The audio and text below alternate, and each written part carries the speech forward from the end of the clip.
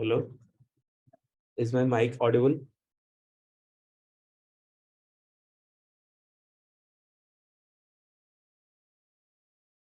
Please tell me in the chat, is my mic audible?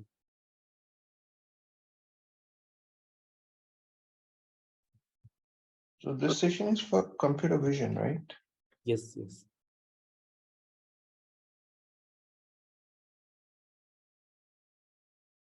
Hello, is my mic audible? Yeah. Today this OneDrive note is not opening. I don't know why. So I'll be continuing with the whiteboard of Zoom. I went out to ask. I guess there is some LAN problem or something that is going on.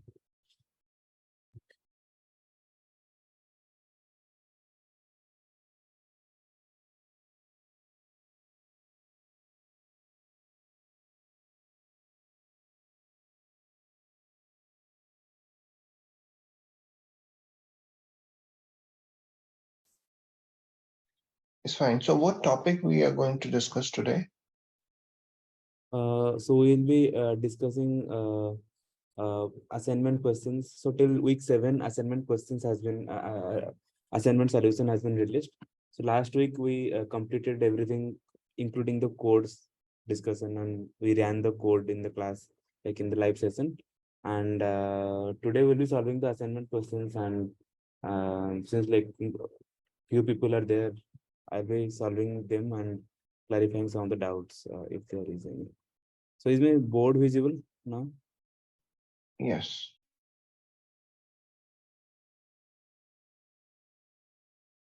Mm.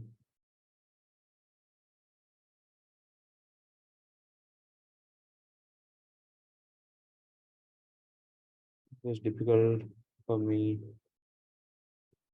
to write here. It was much easier with OneDrive files, but I don't know why it is not opening. I'll try once again with my other ID. Let me see. Yeah, you can take time. Anyways, there are not many people, so try if you can use OneDrive files.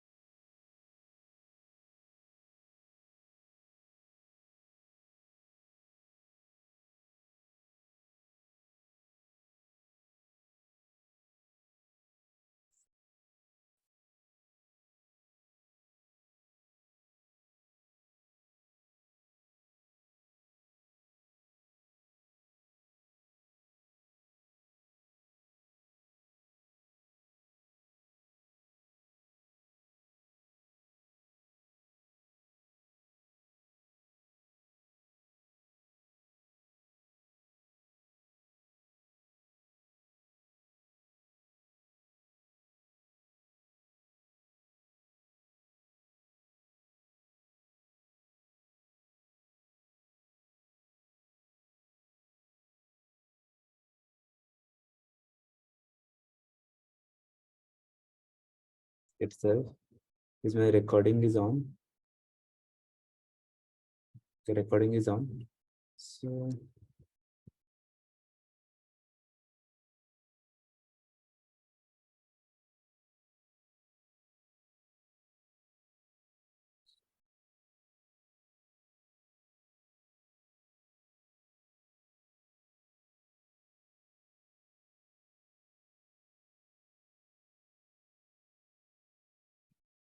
is-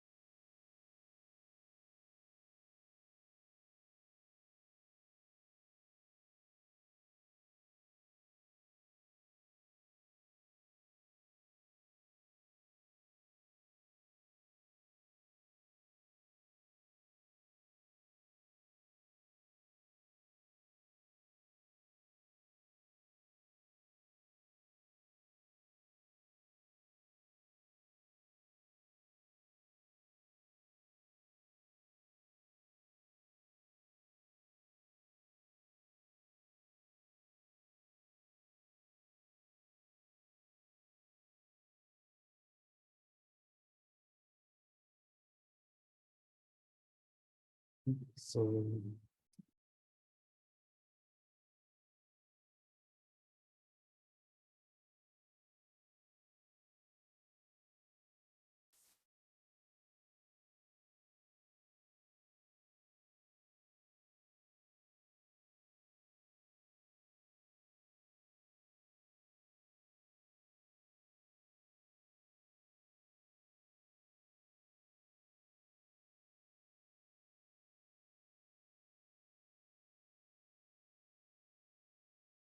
yeah, I think my screen is visible. Sorry for the inconvenience.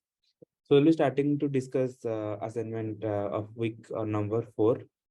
So yeah, so we'll start with the first question. It's not visible clearly. I don't know why. Uh, okay. So the question is that if the number of hidden layers in end-to-end in autoencoder is n, and the number of hidden layers for representation learning is m, what is the relation between m and n?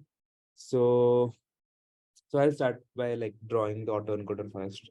So as we discussed earlier, so autoencoder is a neural network where we have some so we have some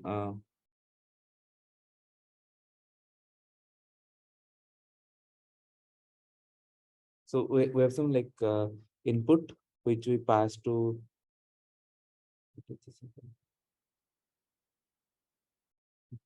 so pass to a neural network and we get a representation z. Then we pass that representation to another neural network and we get the xs. And this neural network is called encoder and this is called decoder. Okay. Uh, let's see.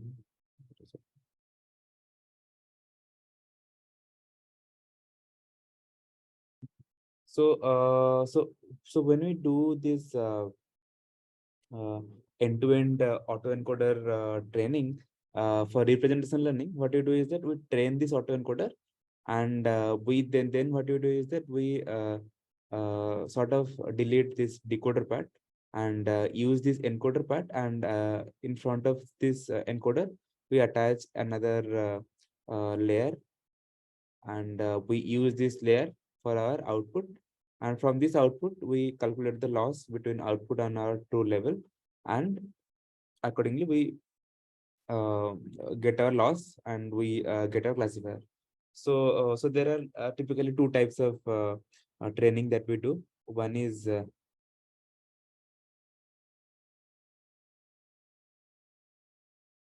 yeah, so there are typically two types of pre-training that we do. One is ladder wise,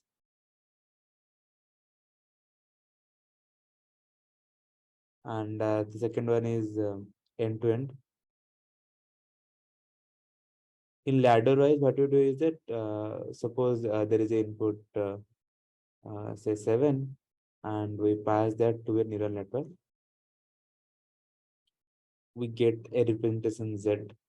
So here will be W1 and here will be W2.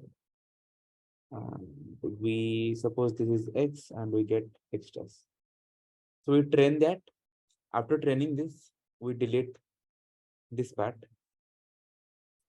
Then we pass this Z.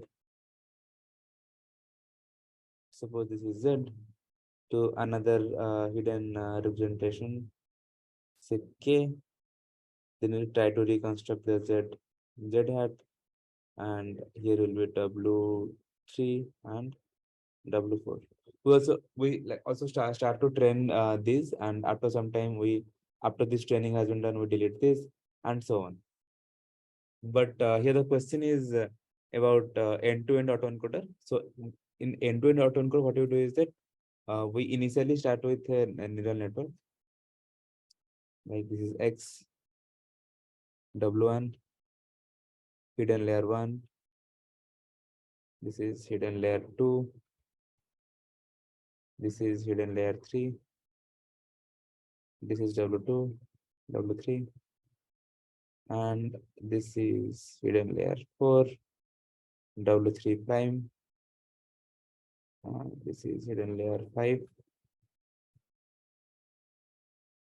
W2 prime. And this is hidden layer 6, W1,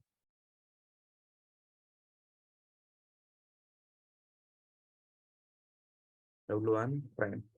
And at the end, we get X hat. So it's saying that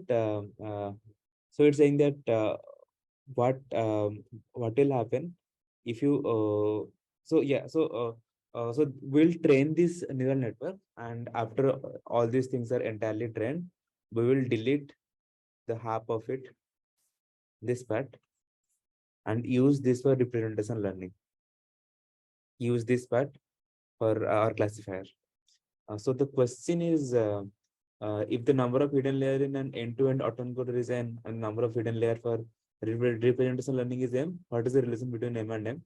So here the number of hidden layer was 1, 2, 3, 4, 5, 6, including the end layer. And when we delete this part, we got only it is n. If it is n, it is n by 2 equals to m. That implies n equals to 2m. So option B is the correct. Cannot see your screen, Subrat.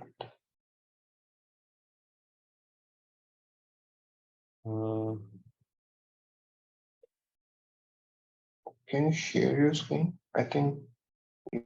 Yeah, actually today the internet is very unstable. I don't know why. Like I'm using the institute internet, but it is getting unstable, and like OneDrive is not opening. So I'm doing it from a different OneDrive. So is the screen visible now? Yeah, it is.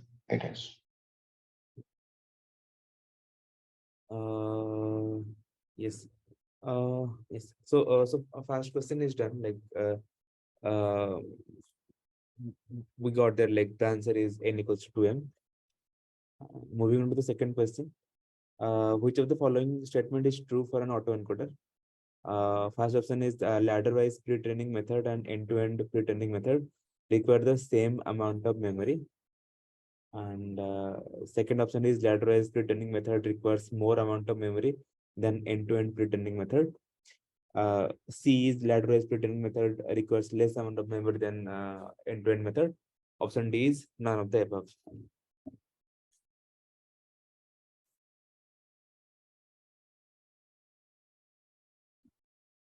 So to start with, I have discussed these two methods here in this page.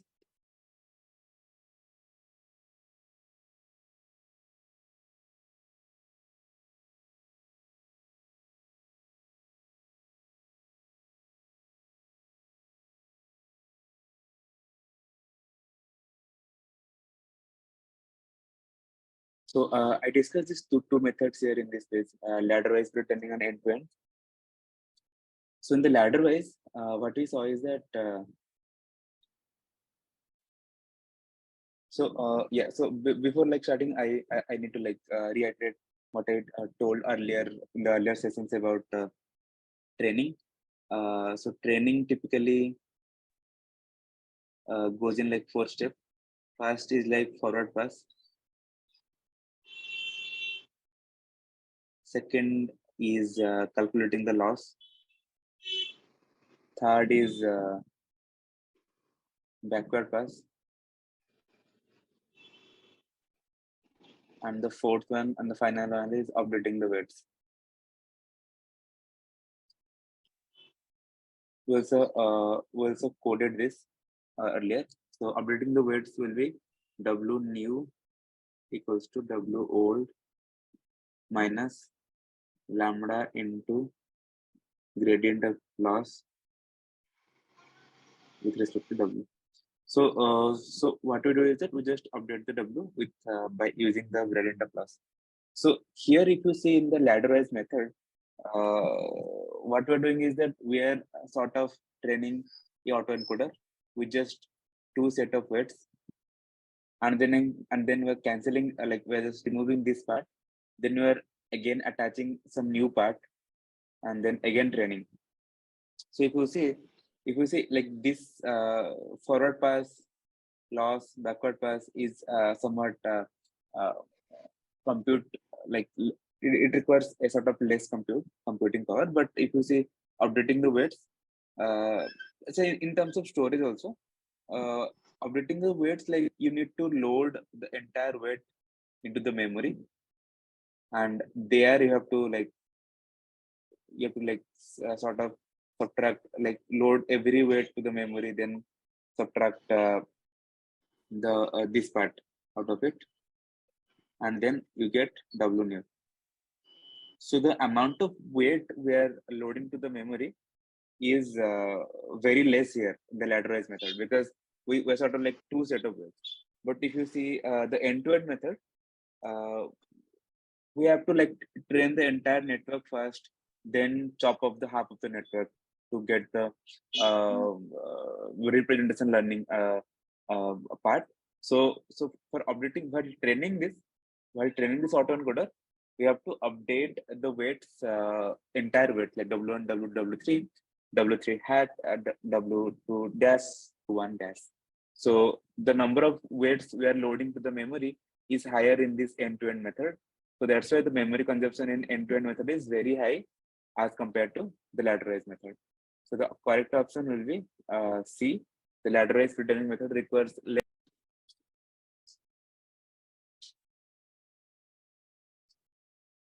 Which of the following statement is true?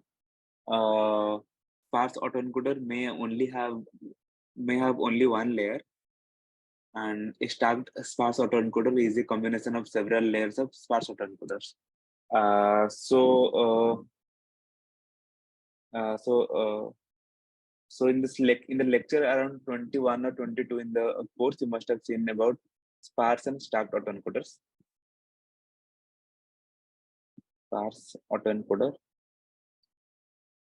and stacked autoencoder. So sparse autoencoder is typically used for like to introducing sparsity, like when the number of weights increase from W1 up to like W10 or W11, if the weight components are increasing with time, like if we make a very deeper network, if the number of weights is very large, number of parameter is very large, it is very hard for a normal system to update and train these weights.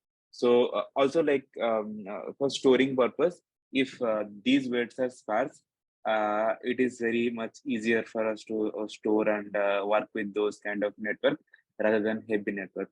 So to introduce sparsity among like so the goal is that find a mirror network such that it can do the same task, but the number of weights inside it will be 20% zero, or let's say 30% zero. So we have to like fix the weights that is that we are planning to make it sparse. So so to do that, what they do is that they uh, make certain number of weights zero, and by applying a constant in the loss function, and by making that them zero, it is by making them zero, it can be said that like the autoencoder is sparse now. And the stack autoencoder is that I have discussed here, like we're sort of stacking one autoencoder on top of other. Like here it is autoencoder, and we're just chopping off this part and stacking another autoencoder on top of it. So this is stacking autoencoder. Okay, the options were sparse autoencoder may have only one hidden layer. Yes, the sparse autoencoder may have only one hidden layer because the the sparsity doesn't depend upon the layers. It depends upon the weights that we are working with. The weights of a sparse autoencoder mostly have zeros. Like the percentage of weights that we set to have zeros will be zero, and other will be real numbers. And second is a stacked sparse autoencoder is combination of several layers of sparse autoencoders. So they are kind of combining sparsity and stackingness. Here we stacked autoencoder, and we also can introduce sparsity by using a loss function, by using additional constant in the loss function. And in this case, like this, both options are correct. So the answer will be C, both I and double I. Yeah. So coming to the fourth question, consider a stacked autoencoder with 4 encoder and decoder blocks. The nth encoder and decoder blocks are represented by En and Dn respectively. The correct sequence of the blocks during an end-to-end training of SAE is.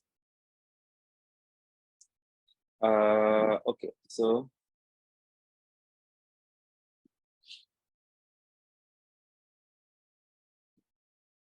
so as I discussed earlier, like a autoencoder is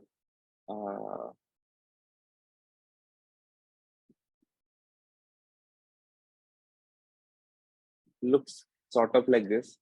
Architecture should look like should be like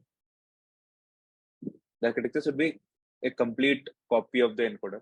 So if the encoder sequence is like E1, E2, E3, the decoder should be D3, D2, D1, not the other way around. Like it shouldn't be like encoder and then decoder. It shouldn't be like this. This is a wrong representation. So this should be the correct answer, and I guess this is represented in option A. Option A is the correct answer. Here is also the same thing. Like if you see H1, H2, H3, the size is decreasing then increasing, and H2 should be same as H4, the number of neurons. So the size of like W3 here, W3 its shape should be equal to W3 gas transpose.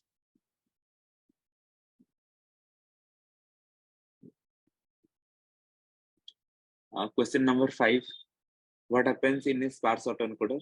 Option A is it brings the value of weights to 0.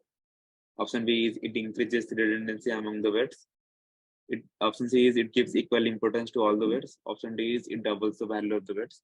The answer would be option A. It brings the value of weights to 0. And it was also discussed in the lecture, but I guess the option here is incorrect. It is showing that the accepted answer is B, with that increases redundancy among the weights. It can be a possibility, like if you can say that 30% of the weights are 0. I can say that 30% of the weights are redundant. I mean, it's all same, like 0. But the correct answer would be A. It brings the value of weights to 0, not B. But the answer. The screen is not visible. Okay.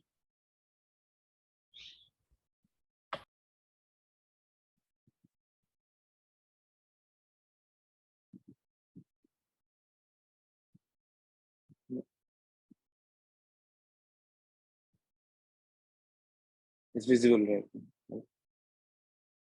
So, so did question number 4, it was visible during question number 4?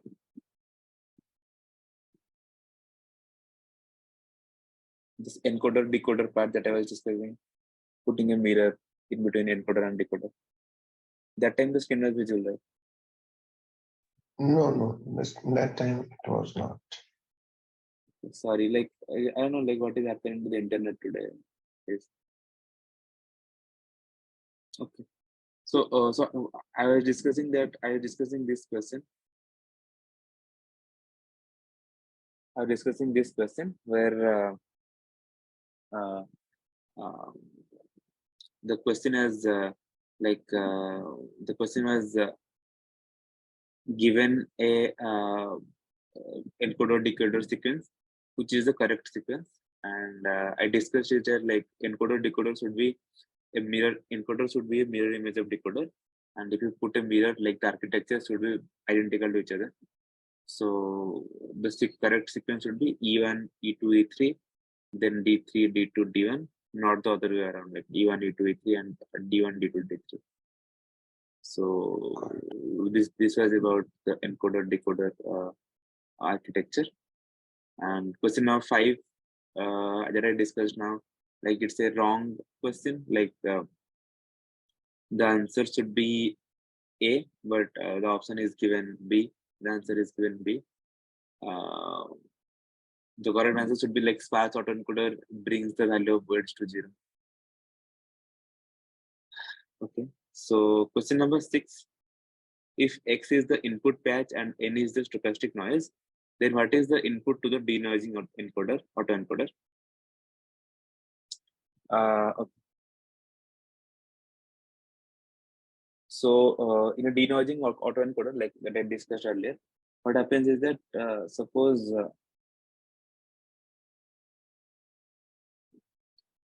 there is an input image of, let's say, 7. So what we do is that we initially add some sort of random Gaussian noise to it, so that a noise is like this image is a little bit distorted. Then we pass this to an encoder.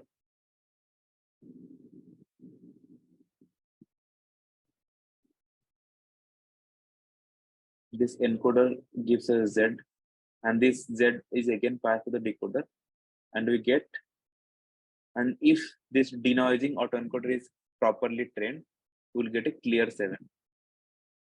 And how clear this 7 is, how accurate this 7 is, it is kind of measured by taking a mean square error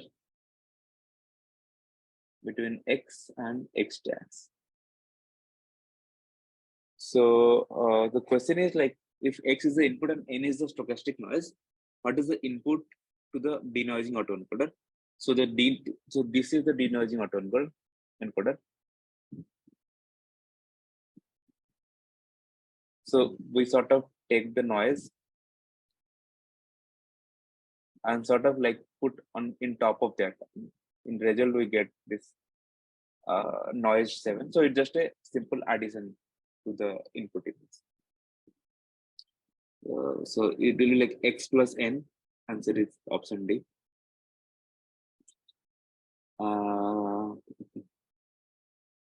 Then consider the below PyTorch code. If you need to add new encoder layer in the autoencoder, which among the following is the correct PyTorch code? So this is a normal PyTorch code like that we discussed earlier. Like what I discussed is that like in the init method we need to define the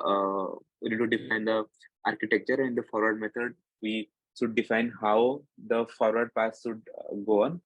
And Ajay also mentioned the encoder should be a mirror image of decoder. So you can see it is 28 plus 28, then 400, then 400, 28 plus 28, like a complete mirror image. So which among 4 is to be added to get a new layer in the encoder? Suppose this is defined. So I'll just take you to the code screen to realize this.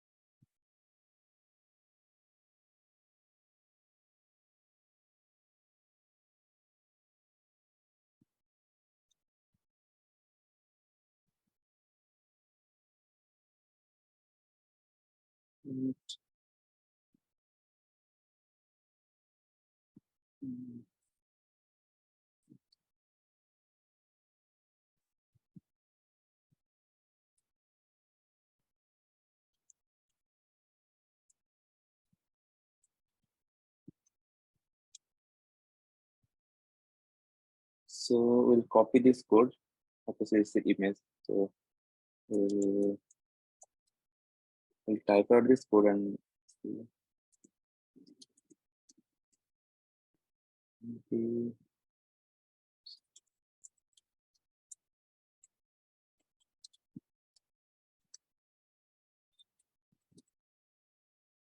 So these are like our libraries for importing that we're importing for running this code. Let me do this.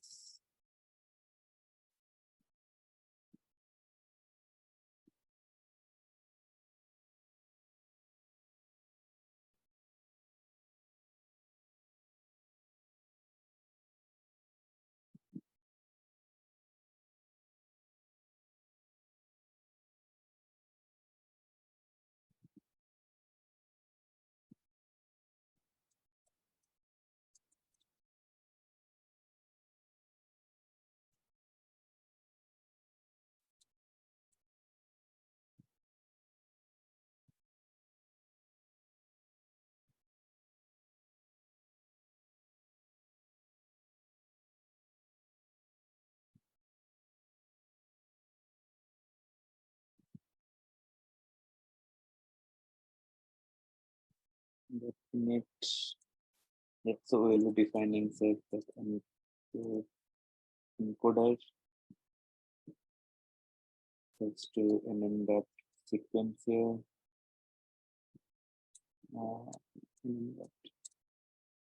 linear 28 cross 28 400 dot tan h. So our encoder is done. Then we'll define the decoder. Decoder is dot sequencer. We'll add a linear layer of 400 and 28 plus 28. At the end, we'll add a sigma layer. So this is done. Then we'll define the forward method.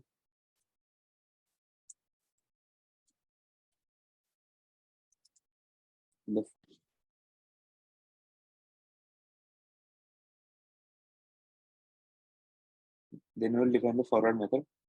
In the forward, the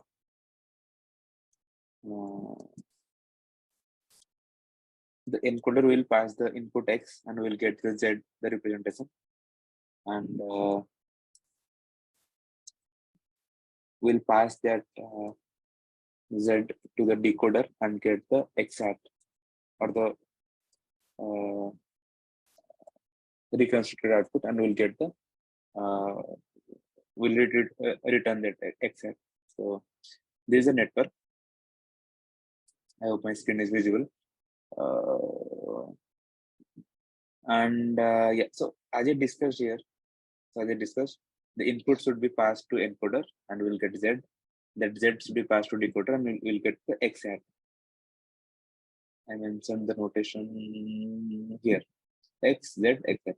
So here, like in the forward method, we have to define that, like how the input should be passed and propagated through the network, and the backward pass and the updating part will be done by the network itself. And for that, we just have to write 3-4 codes, line of codes. So here we're like defining forward, like taking the passing the X to the encoder and getting a Z, and that Z is passed to the decoder and getting the X hat.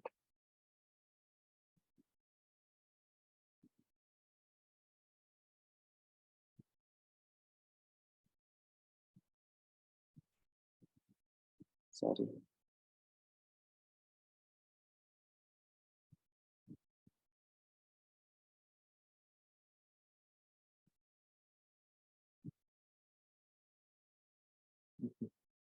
So this is the network.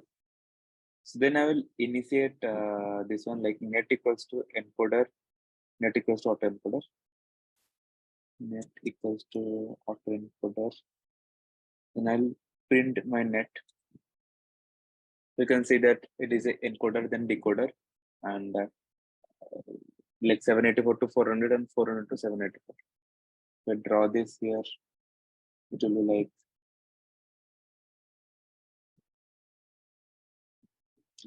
784. This will be passed to 400. This is again 784. The image that we are passing here, image of 7, let's say it is 28 plus 28. And this is passed here. Corresponding image of 28 plus 28. So it is asking to add another layer to the autoencoder, and what is the correct way of doing this? So the correct way is option D, like it's just a syntax, like syntax thing. So if you do like this one, it will give me error. But I can try. It's just a syntax based question. Like add layer will not give, add module will give me this thing. So I just try that and show you. That is working.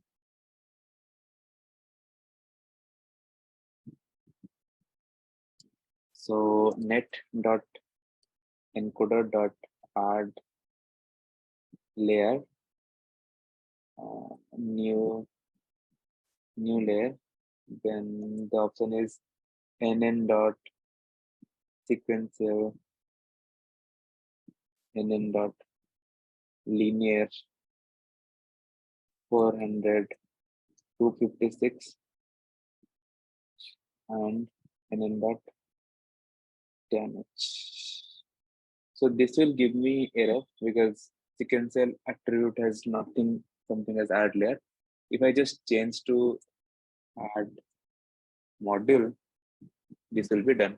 And if I now print my net, its structure will be like linear. Like if you see the old structure, it is 784 400. It is there, like 784 400 is there, and along with that we have added a new layer, which is sequential layer, this part, which is a 4. It is fluctuating. Yeah.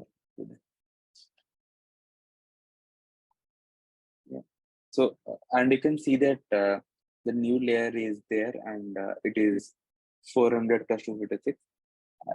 I'll just try one more thing. Like I'll just try to add this layer instead of like instead of writing it like separately. I'll just try to add it there itself. So let's just create another autoencoder. Let's say name it autoencoder 1, and here itself you can, after TANH, you can directly add, I guess, in that sequential this part basically.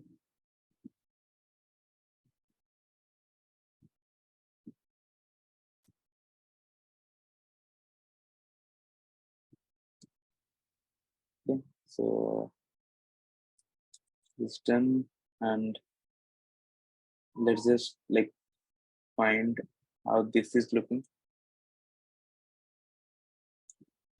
And autoencoder 1, let's just name it as net 1, print net 1. You can see that the I mean these two networks are same. Like you can add a new layer by adding a new module here, like externally after defining the network, or you can directly go to the network definition and edit there. You'll get the same thing, but here like you're getting a name like new layer or something, but here you'll get just the sequential, linear, and TANH. Like the only difference is that you have a name here, linear TANH, then name, there is linear TANH. Here like linear TANH, there is no name, just indexing, and linear TANH. This is the only difference, but Apart from that, I guess everything else will be same for this. Let me maximize this.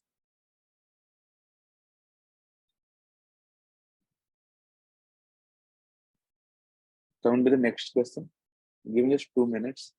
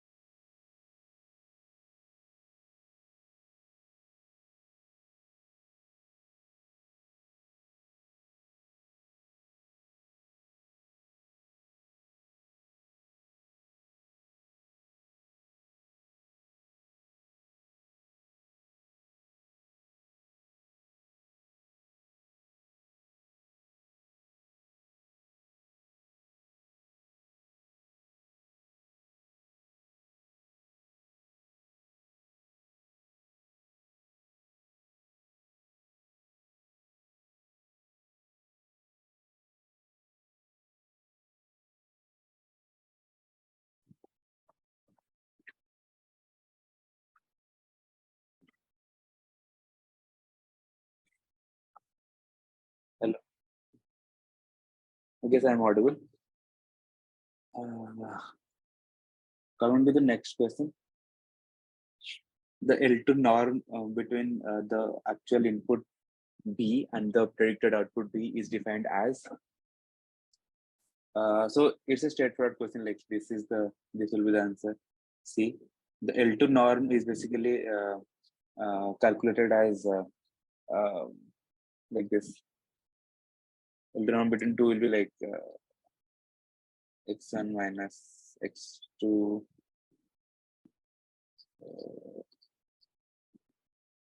norm. This will be to norm, like you like expand this, it will be x1 square minus x2 square root over. So like for one dimension, for for multiple dimension, this will be extended. But the correct notation is C, the L2 norm between these two parts.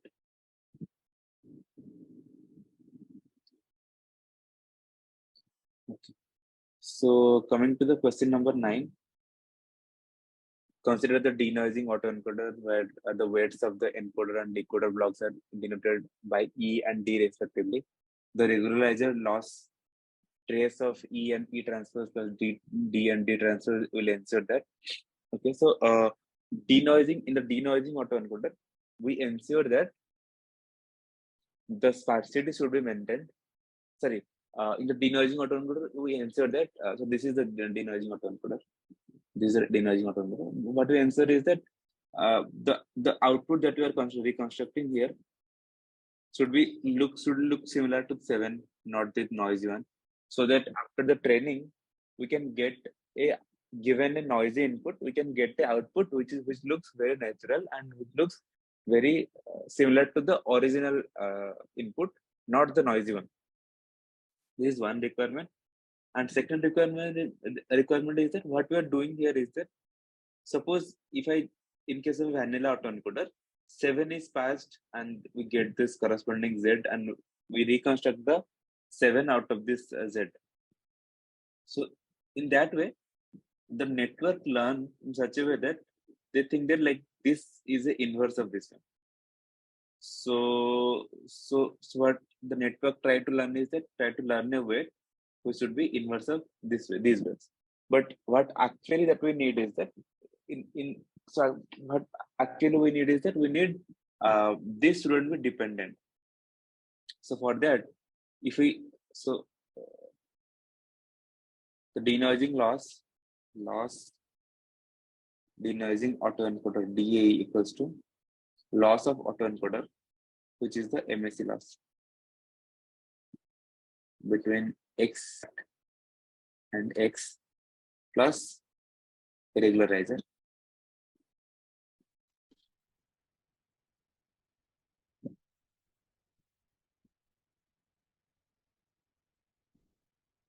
To ensure that, what they do is that they take the trace of encoder weight encoder times weight encoder transpose plus weight decoder times weight decoder transpose. So they take this trace and they add this the loss. After adding to the loss, like this will ensure that the weights that are getting learned with the uh, training process should be independent of one another.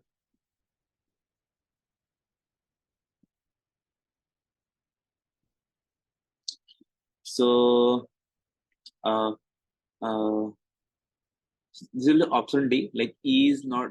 So this is added to ensure that E is not inverse of D. E is basically the weights of.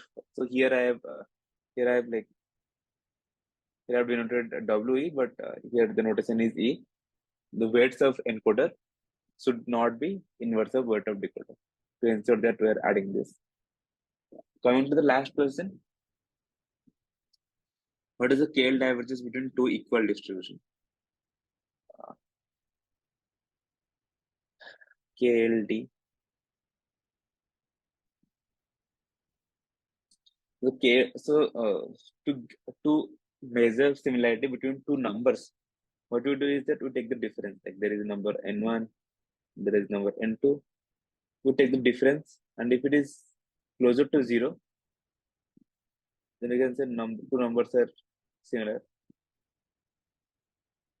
If it is like very far away from 0, then we can say that they are very dissimilar. Similarly, if there is a probability distribution P1 and there is another probability distribution, that's a P2. How to evaluate if to these two probability, how to evaluate the relationship between these two probability distributions? So one way is KLD. So KLD between P1 and P2. KLD means the KL divergence. The KLD between P1 and P2 decides how these two probability distributions these two probability distributions are related. If they are very similar, it will be 0. If they are very dissimilar, it will be away from 0, and it will go towards 1. So the value of KLD between any two probability distribution is between 0 to 1. And if they're similar, it will be 0. If they're very unsimilar, it will be 1. So here the question answer will be 0, option D. So I guess this concludes the week 4 assignments. We'll go to the week 5 assignments. Before that, like if you have any doubts regarding week 4's assignment, you can ask. I guess everyone left, but yeah, so you can ask that. And before starting week 5 assignment, I'll take a short break. Then we'll solve the week 5 assignment. I guess week 5 assignment is a bit easier than week 4 assignment, so it will be covered very fast.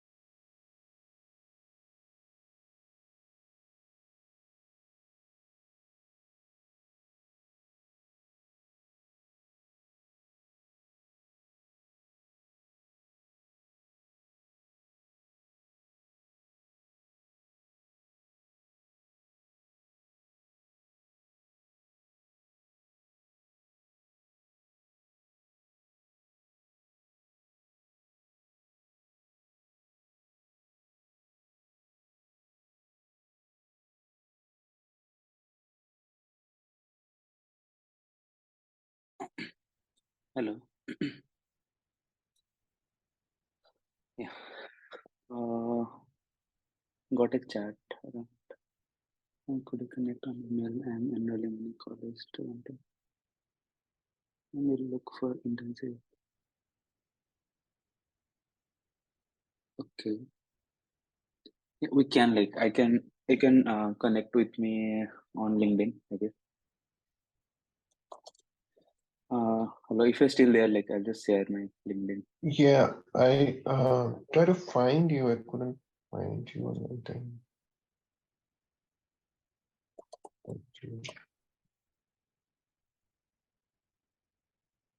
Oh, this one. I think I did find you. 1 second.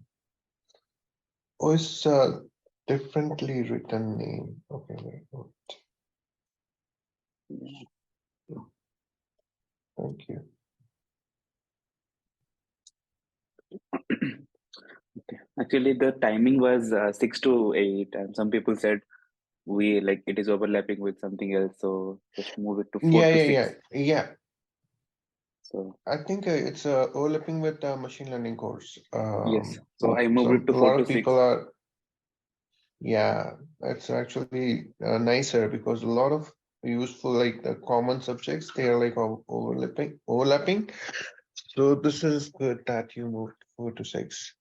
I think, yeah, nobody is here. So probably if you want to continue, it's fine. If you want to wait for next session, it's fine with me No, as actually, whatever the you thing is that wish. like I have to, even if there is no one, I have to pick up something and explain. So if you see my prior live sessions, like it's there in this Yeah. YouTube channel.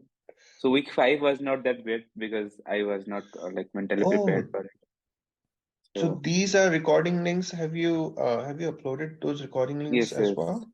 yes, yes. I have to upload because, Oh, uh, perfect. That would be great. Which channel but is there any channel? yeah, you can find the channel actually. So actually, these Honestly, external, learn. Honestly, I haven't started learning from this course, but yeah, I enrolled in it. I've been busy with college course and it was more applied and all that, but a okay. lot of gaps, so I have to go through So all actually, this what I for did you. is that I people will. also said that they couldn't connect to the course, so that's why like I tried to simplify it and sort Mm-hmm. of giving it as a a simplified version. Like in the week 1 and 2, Yeah. you can find those like in week 1 and 2. Oh, this is your channel. You uploaded on. Yeah, like they asked us to create a channel and upload it there. So I have to upload it Perfect. all the videos of 2 hours each. And So, what is the curated tabs. tabs, Yes, right? yes. Yeah, In the I week will one, I use. upload. I'll subscribe you. So actually, the So, explanation that I did, it was slow. Like it is very slow than as compared to this one. But I did like explain it there. Um, yeah, I will go through it. Actually, pretty good exercises even. The questions are pretty nicely structured and also the details of course are pretty detailed. I mean, in college, they are literally just talking about PyTorch and PyTorch and PyTorch and everything is just like um, very high level. So you don't really yeah, understand the college mathematical course would be details. like, yeah, the college course would be like, they will just give you a flavor of like what is this thing and what's going on. So you have to do all the hard Hmm. work. Like you have to go and find what is like see what is PyTorch and how these Yeah. functions are made and how to call like write a neural network there. But if you go through this course, I was also looking at this course, like it is very detailed. Like if you see here, uh, It's it really detailed. more like they will they will make you the concept clear by explaining the concept, and they will also like they have curated notebooks, Python multiple courses, notebooks. Yeah, yeah, it notebook as well. It's pretty good structured course. Um, yeah. Yeah, I think I'll go through it completely. Yeah, We perfect. can go through it. So yeah, and we can go through this. Yeah, definitely. As you wish to continue, I think I have studied all this thing from here and there, basically, so I can actually understand the solutions. So this assignment is pretty simple, straightforward. I guess till week 7 the assignment question has been released. So I am allowed to solve till week 7. And week 8 has not been released. So week 7 I guess is released today only. Till week 6 it was released, I guess. So I always like go Yeah, till week 5. So I'll go till week okay, 5 today. So sure. which among the question number 1 is which among the following cost functions are based on Euclidean distance? Uh, so this is when mean square error. Euclidean, I think mean square error because Yeah, all others are different probability based. Yeah. yeah. And the second question is which among the following information theoretic cost functions can be used for image classification? For image classification, it is binary cross entropy because we use the BCE laws where the formula is like y BCE is summation of y and log y hat. So this is the BCE law. So which of the following cost functions are symmetric metric on P and P hat? Consider P is the target output and P hat is the predicted output. So symmetric here. So what their meaning is that symmetric means so a function is said to be symmetric if the function is said to be symmetric if fxy equals to f by x. So if you extend the position of x and y, the function remains the same. So if you see here in the option 1, p minus p hat square, and it is f p and p hat.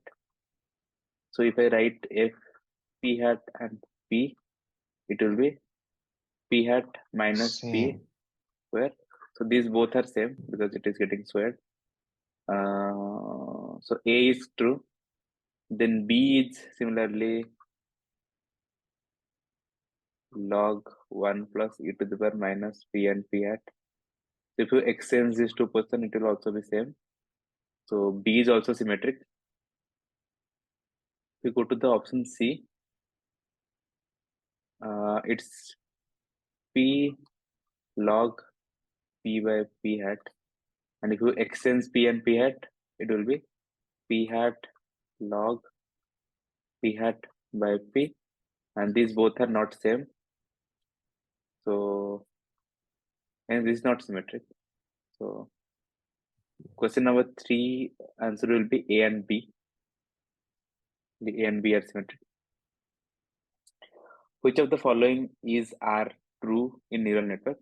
So, one is like A is only learning rate is hyperparameter. Second is only hidden layer gives I the think abstract. all of this All of them are is correct. true. Yes. Only Yeah. weights and biases are obviated during back propagation. So I guess they shouldn't mention only. They should say that learning rate is hyperparameter because there are Yeah, other only factors should also. not be. There are Yeah, other only shouldn't be there. hyperparameters too. Yeah. Yeah. And coming to question number 5, which of the following equation define KL divergence loss? So Kullback-Leib, like people don't pronounce that name, like they just say KL divergence. So I'm not sure about the exact pronunciation of that name. And consider OK is the output of the neural network and TK is the target response desired, and K is the number of classes. So this is just the KL divergence formula. So it will be option C. It's just like KL divergence formula is that summation of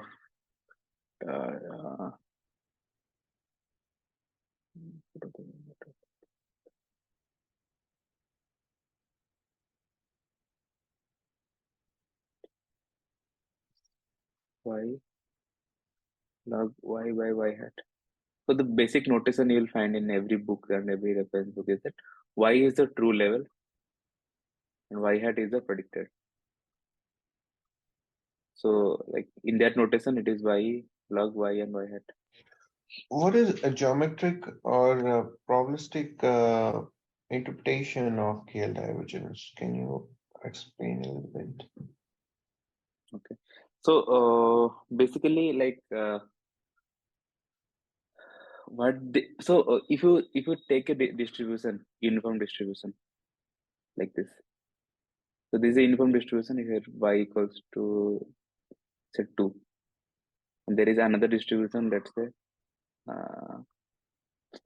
y equals to 3.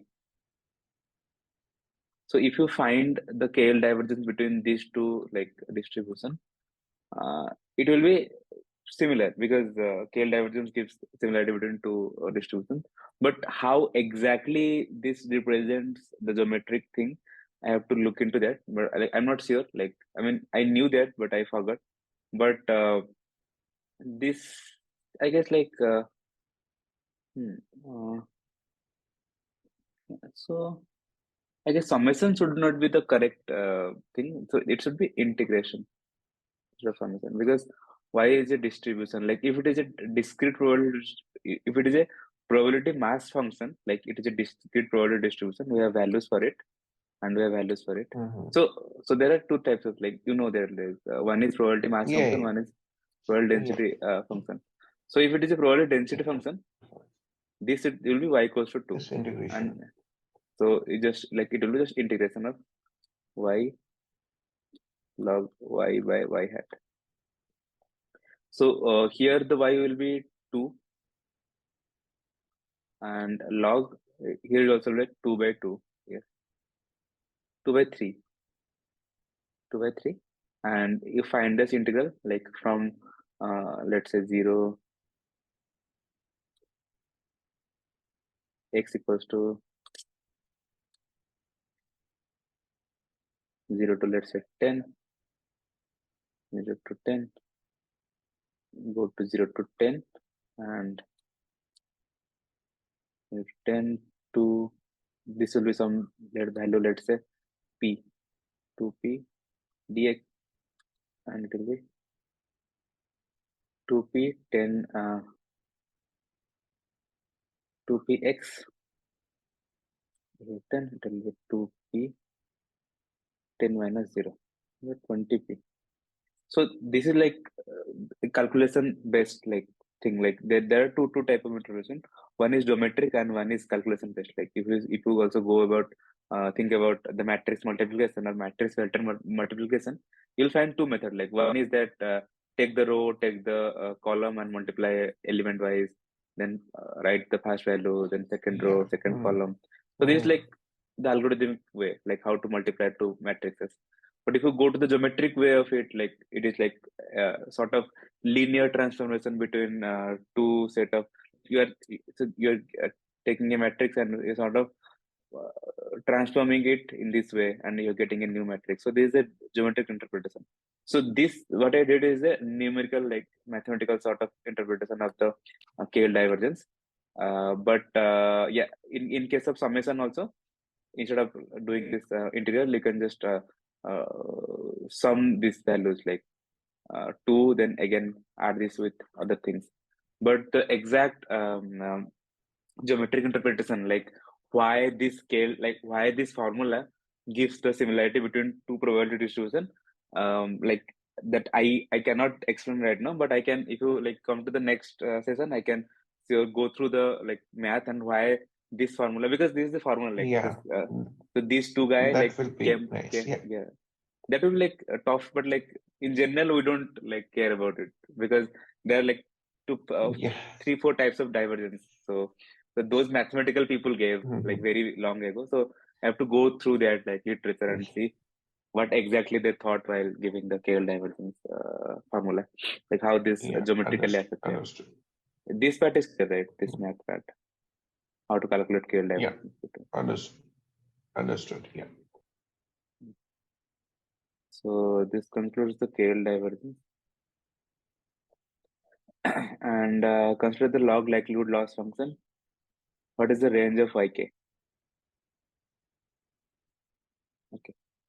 So in the log likelihood, this yk is from, okay, so yk range from, so yk is like this y hat, the predicted output, I guess. So this yk should be log something, but I don't know why they haven't mentioned log. But yeah, the correct explanation is that we know that in the output layer, in the output layer, the value, the output layer, we got a probability value like 0 to 1, right? So when we are getting 0 to a probability value of 0 to 1, log of it will range from minus infinity to 0, because log 1 is 0 and log 0 is minus infinity. Yeah, log 0 is minus infinity. So if the value of y hat is 0 to ranging between 0 to 1, the log of y hat should be ranging from minus infinity to 0, because like log 0 is minus infinity and log 1 is 0. So this should be the range, correct range, minus infinity to 0. But this NLL loss function seems fishy. Maybe this is another type of representation that is discussed in the lecture. But for me, it's new kind of. So it's just straightforward, like 0 to 1 and minus infinity to 0. What will be the value of mean square error loss for a given output? So I guess this is a normal calculation, 0.31 minus 0.75, 0.49, 1.65. You just have to take the difference and square it and then find the square root of it to get this value. Yeah. Yeah, it will be straightforward. If you go to the solution, you can find the answer directly. Yeah, it's just a mathematical calculation. Consider the code below. What is the value of m and n such that network will show no error on the forward pass? It is also straightforward. In the forward pass, in the PyTorch, in a sequential layer. So since the output from FC1 is passed to the FC2, this FC2, so this is output from this is passed to FC2. This output should be same as this layer's input. So 128 should be same as M. And since this layer's output is getting passed to the next layer output, since this layer output is getting passed to the next layer input, N should be equals to 64. So Yeah. the correct answer is 128 and 64. You can also try this by running the code in the Python. I think I closed the code and then I closed it. Consider the code given above in question 8. If the neural network defined is to be trained for a multi-class classification problem, which cost function is the best suited for the task? Yeah, it is negative log likelihood because we're using log softmax, and for classification, L1 loss we don't use, mean square error we don't use, Yeah. and binary classification we cannot use because the number of classes is 5 Only here. 2. Yeah. Yeah. Mhm. Yeah. So the correct answer would be like option C, negative log likelihood. Okay. So coming to the last question, which of the following networks would have the same input size and output size? It is autoencoder, option C. Like autoencoder is discussed here. Same input and same output. Yeah, 791. pretty detailed. I have a question. So in NLP, sorry, in computer vision, there is a latest, I think not latest, there has been some time. They use transformer model and used on computer vision. So Yes. have that been covered in this course? I didn't have time to look into it. It's called Not yet. not yet, but is it going to be included? Because I'm thinking my project, final project, I'm thinking to do it on that concept. I have some data set of food, and I want to classify them kind of, and then use this transformer based paper that they have 16 published. plus 16 image tells a lot of story, something like that, right? This Yeah. paper. 16 images are just 16 by 16 words, something like that. Yeah. This paper, right? Yeah. I know This an image is over 16 cross 16 words. This way. yeah, Google research. images was 16. Yeah, this. Yeah, Google You can research. find, yeah. I guess it will be Yeah. covered, but see, like so initial days 2003 to 2009 around, the trick was like take a image x cross x, sorry, x cross y, then straight is and like find a like xy dimensional vector, then do normal ANN and stuffs. Yeah, this was like till 2009. In 2012, I guess, 2012, like they properly, like earlier the concept of convolution was there, but they properly created this convolution neural networks in 2012, like, and from 2012 till 2017. So in these weeks, week six, yeah, week six, week seven, and week eight and week nine, you can find all these architectures. Like first came AlexNet, then some VGGNet, then Google, then ResNet. So all this net like came. So actually, you won't find any explanation around like why this architecture works or something. I guess they proposed architecture, they hypothesized something, they got the result, then they built a story around this, like, okay, so this, since this is architecture, it is Yeah. allowing this and all these things. So they In did deep all these learning, a things. lot of things are like that. Yeah. Yeah. First So, experiment and then try to prove it. Yeah. so till 2017, this is the case. And from 2018, in 2018, I guess one paper came, that is attention is all you need. Yeah, for Attention, transformer. yeah, all you That is need. also foundation for LL large language models and all Yes. that's So crazy attention is thing going all you on. need. Yeah, came in 2018, I guess.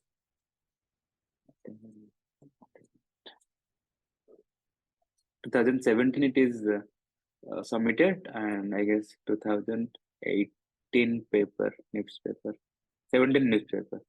NIPS happens in December, so it is 17 NIPS paper. So 17 December, like early 18, it came. So in 2019, I guess the attention, sorry, this transformer for vision started. So what did is that they took the image, they chopped it into 9 parts, 1 to 9. Then again, like they fed it into an encoder, get a representation, and from this representation, they try to decode it. But this decoder is not a correct, like not a mirror image. It's not a mirror image. They try to decode it, and at the end, they put a classification layer for classification. So this was the like idea. Like they will take each chunk and they will attach a position embedding to it. They'll attach a position embedding to it, and this position information will be added to it, and that will be one input, like into the encoder. Similarly, others will be inputted. So this, I guess, this might or might not be covered. So let me see if it will be covered or something, because I have access to the last year's course, and in that course, if it is covered, this might be covered now. But if it is not covered last year, I don't know if it will be covered this.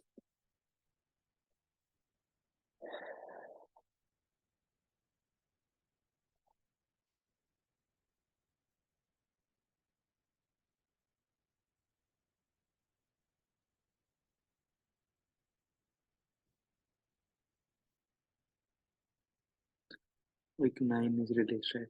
Okay, transfer net, regional proposed network. No, week 11. No, they won't be covering that, because since it is a computer vision course, and I guess the classification part is limited till classification and transfer learning is limited till ResNet 2015-16 around.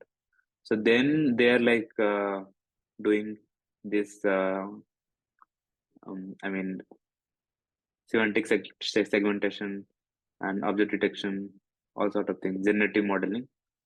So activity recognition, spatial temporal Yeah, video so processing, this video analysis. activity recognition is basically done through some LSTM plus CNN combination, right? Yes, yes, Or any sequence-based RNN or some. yes, Okay, yes. okay, got it. I'm thinking to do project on activity detection. I'm thinking, to classify some 5 second or 10 seconds of videos of a class, each student, suppose there is one student, to classify it if it's like slipping, paying attention, or he is distracted or something like that. So I want to do this classification for the project. Let's see how it goes.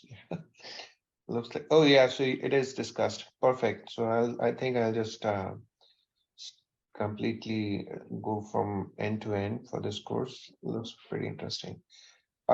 Thank you. I mean, I think your times is up too, right? So I Yeah, guess, no, it's not up. Like it's 10 minutes is left. So I'll be doing something. yeah. So is it there's some other assignment before this? You can, I mean, just 10 minutes, we can just go through quickly. I think it Okay, so might be easy I and guess. good for the recording. Week Yeah, good for 4, recording as well. like actually the thing is that if some students are there, they're asking questions, we're entitled to solve that, like their queries and Yeah, resolve their queries. that's But if there is no one, I shouldn't be like sitting and doing nothing. I should be like explaining something related to the yeah, course and I something. got it. You have to, yeah. As a TA, you have. I also did TA work, so I know how it works. Week 4 we did, right? I can go to week 3 and say, I guess this is straightforward.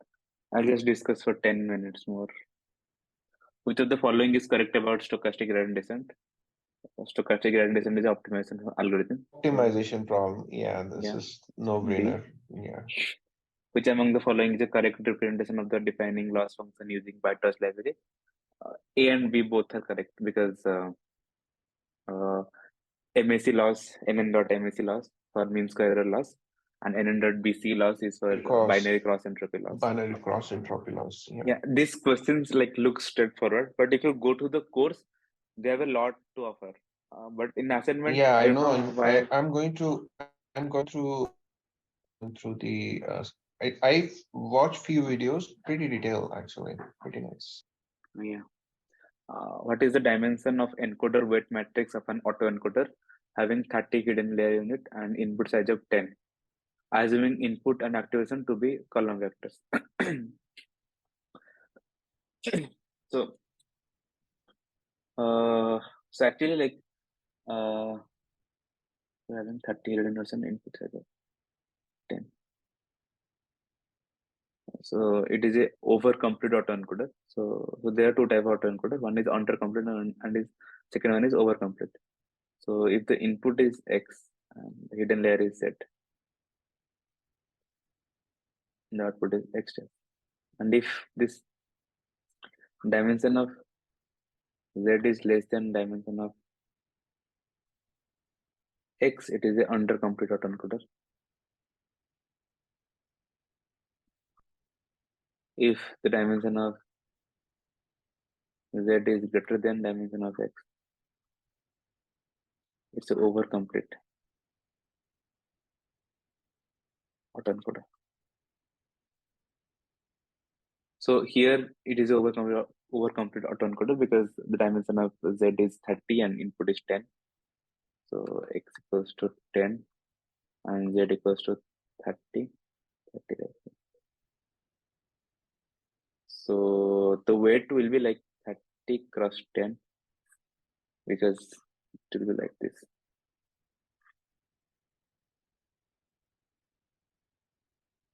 This is X and it is Z. So this weights will be 30 cross 10. It is pretty straightforward. Option is D. Which of the following statement?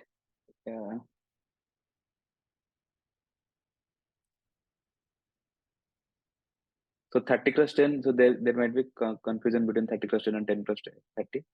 So typical neural network multiplication work like W transpose X plus B. So if the dimension of W is 30 cross 10 is transpose, and X will be 10 cross 1.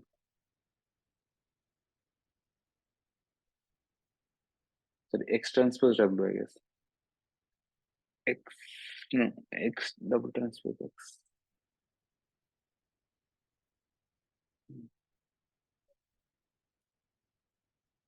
W transpose X should be there.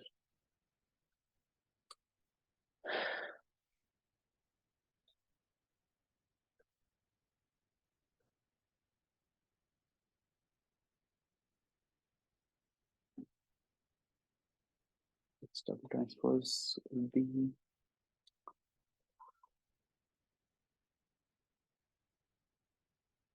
it will be something like this, so that I'll get 30 cross 1. Yeah, 1 cross 10, 10 cross 30. This gives me X double transpose. This gives me W into X. W into X, I guess, not transpose. It's W into X. But this can be like double transpose X based on how you write the neural network. But this is the ambiguous question. There should be only one option, 30 cross 10. Yeah. So question number 4. Which of the following statement is true for autoencoder? During training, the network adjusts its weight to extract feature from the input data. Second is, it does not require handcrafted features such as text or descriptor to extract feature from the input data. Both A and B, none of this. So both A and B is correct, because during autoencoder training, it try to find the optimized weight which can find a representation of the input data in the Z, in the latent space. Question number 2, which of the following statement is true? Statement 1, MNIST dataset consists of images of 110 digits, each of which is 28 by 28 pixel size, and it has just one channel. True. Statement 2, MNIST dataset consists of 50,000 test images and 10,000 trained images. False. It consists of 50,000 trained images and 10,000 test images. Sorry, 60,000 trained images and 10,000 test images. So statement 4 is correct. So the correct answer will be 1 and 4, D. Which of the following ground truth class is present in drive dataset? I am not sure which one is present, because the drive dataset is I haven't used drive dataset. I guess the answer is C. I guess it is discussed in the class. Retinal vessels. Yeah. I think they have discussed a lot about this dataset. Yeah, like I tried to download the dataset, but they asked me to fill a form and something. So that's why, like in the live session earlier, like when I was running all the notebooks that is given in the course, this notebook I couldn't run because they asked for like form and request the dataset to download. Okay. Which among the following statement is true? Statement 1, in an autoencoder, the output should not resemble the input. So this is false, like the output should resemble the input. Statement 2 is that the first layer in the encoder of a stacked autoencoder trained to segment images usually learns to detect edges. This is true because the shapes that is there in the images, those are learned hierarchically, like the safe initial layers detect or extract features shapes such as edges and stuff. When you go deeper, it start to recognize curves and also shapes and shape of the face, all these things. So second is true. Autoencoder not a type of neural network, it is false. And statement 4 is adding noise to the data improves the representation learned by an autoencoder. It is true, like in the denoising autoencoder here, we add noise to the input so that we want the neural network to look into this image, which is a bit noisy. Even if it is noisy, we want to extract the essential feature of the image, even if the image is noisy. So we are sort of forcing the network to learn good representation of the image, not to learn the noise. So Yeah, got it. yeah, statement 4 is correct. So 2 and 4 is correct. Question number 8, in a 10 class image classification problem, what is the size of one not target vector? It should be like 10 cross 1 because there are 10 classes. So are you familiar with one not encoding? Yeah. Yeah, so it is 10 cross Mhm. 1. So 10 class will be there. Yeah. Which of the following is not a way to increase generalization in an autoencoder? Use L1, L2 regularization. So L1, L2 regularization, what they do is that they sort of put a constraint on the weights that that is there in the autoencoder. So they don't allow the weight to grow much. So they just allow the Much weight to larger. Mhm. stay around this zero mean and one standard deviation sort of thing. So it improves actually generalization. Then option B is limit number of nodes in a hidden layer. So if we limit the number of nodes in a hidden layer, it actually improves generalization. Why? Because so if you look into if you look at the input image 7, so there are 28 plus 28, 784 dimensional. So this is 784 dimensional representation of the same image 7. So if I am encoding it to a 100 dimensional vector, so I am kind of chopping 7 times the so to store the same information as this 784 dimensional image stores, I'm just using 100 neurons. So I'm just chopping I'm just chopping 7 times the storage it had earlier. So here in this image, all these things are black. Only this 7 is white. Only this 7 is white. We have white. Only this 7 is white, and all other things are black. So I can this is the image of 7.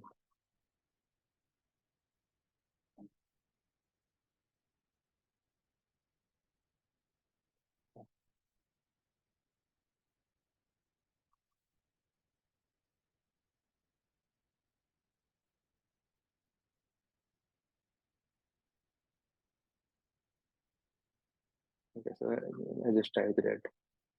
The image of 7. So if I look into the image of say 4, it will look like this.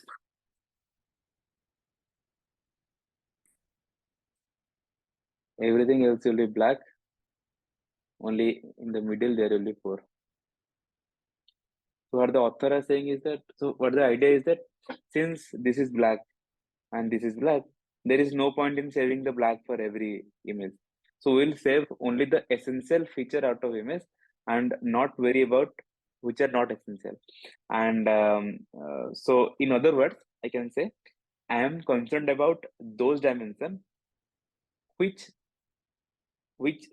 varies across the dataset. Like if I go into the pass through the dataset, so if I look into this region do not vary in the dataset. This will be black for every dataset. So I can, instead of remembering black for every dataset, I can just remember that okay, this version of the image is black. All images black. But if I look into this version, it will be different for different images. So to remember this, I need dimension. For this, I don't need any dimension. So it's sort of saying, do not worry about those dimensions across which the variance is minimum throughout the data set. So when I'm representing it with 100 dimension, I'm just concerning about those things which varies after data set. So that's why it improves the generalization. So if I just reduce this number to say 50 or say 20, I will restrict myself more to not to look into other dimension, just look which matters. So for example, if there is a two-dimensional dimension and say x1 and x2, and the data is suppose like this.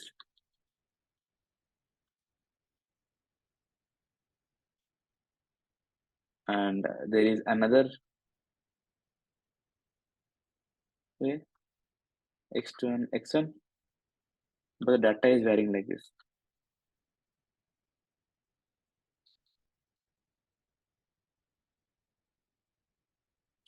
Here, if I pick any point, this will be x1, comma x2, some x1 and some x2, and this will be some other x1 and some other x2, x1 2, x2 2. But if you look into this plot here, you can see that the variance across this dimension is negligible. So we don't need this dimension. So if we have only this dimension, we can clearly represent the data. So if the number of dimension we're reducing, we are like increasing the representation power of the data. So hence the option 2 is correct. Limit the number of nodes in the hidden layer. So it will generalize more because it will care about only those dimensions which matters. So option D is add random noise to the input. So this is the same as this one, denoising autoencoder, where we're adding the noise. Since adding noise improves generalization because it sort of try to find those features which are, even if the noise is there, they're relevant. So this also improves generalization. So option C is something which do not contribute to the generalization of the autoencoder. Then question 10 and last question, which of the following is false about reconstruction loss in autoencoder?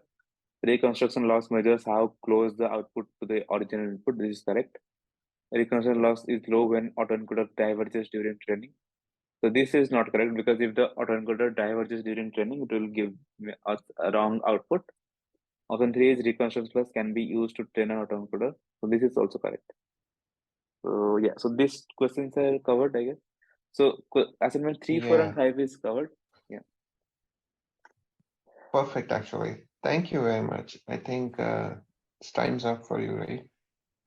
Yeah. Also time go is for up. the other deep learning. This is so awesome. I mean, NPTEL is doing great. I mean, this is really great work. Yeah. Thank you. Have a good day. Earlier it was like very big lectures now, but these lectures are good. Yeah. Thank you. Yeah. Bye-bye. Bye.